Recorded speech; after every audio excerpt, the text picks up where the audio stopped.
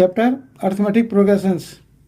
Question है determine the AP whose third term is 16 and the seventh term exceeds the fifth term by 12। हमें यहाँ arithmetic progression के terms find out करनी है जिसका third term 16 है और सेवंथ टर्म फिफ्थ टर्म से 12 एक्सीड करता है। Solution, we know that nth term की वैल्यू होती है a plus n minus 1 into d. So third term यानी कि a3 इक्वल टू हो गया, ये थर्ड टर्म गिवन है 16, तो a प्लस n के लिए थर्ड 3 लिखा into d and that is equal to 16। So a is equal a plus 3 minus 1 ये हो गया 2d इज इक्वल टू 16। ये हमारी इक्वेशन 1 होगी। अब हम निकालते हैं सेवंथ टर्म होगा a7 is equal to a plus 7 minus 1 into d. अब यहाँ से ये a7 की वैल्यू होगी a और ये हो गया a प्लस 7 माइनस 1 6d, ये हो गया a7 की वैल्यू।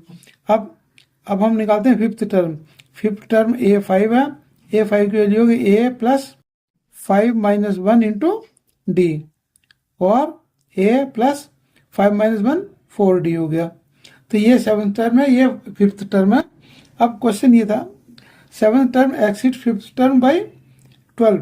अब सेवंथ टर्म एक्सीड करता है तो इसके लिए हो गया a7 minus a5 is equal to 12। a7 exceed कर रहा a5 से बाय 12। हम a7 की वैल्यू लिखते हैं a प्लस 6d माइनस और a5 की वैल्यू लिखते हैं a plus 4d and it is equal to 12।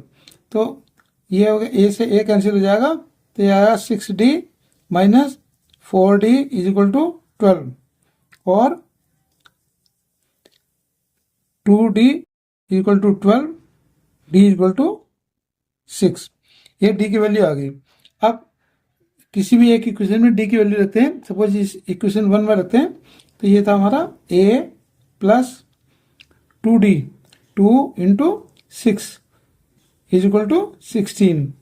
तो ये हो गया a plus 6 to 12 is equal to 16 और a इज इक्वल टू 4 हो गया। अब a की वैल्यू 4 आ गई, d की वैल्यू 6 है। तो हमें यदि अर्थमेटिक प्रोग्रेशन लिखनी है तो हम क्या लिखेंगे, first term is 4, second term में 6 ऐड कर देंगे 10, थर्ड टर्म में 6 ऐड कर देंगे 16, फोर्थ टर्म में और 6 ऐड कर देंगे 22 एंड सो ऑन। ये हमारी अर्थमेटिक प्रोग्रेशन होगी। thus the arithmetic progression is 4, 10, 16, 22। ये इसका आंसर है। And thanks for watching.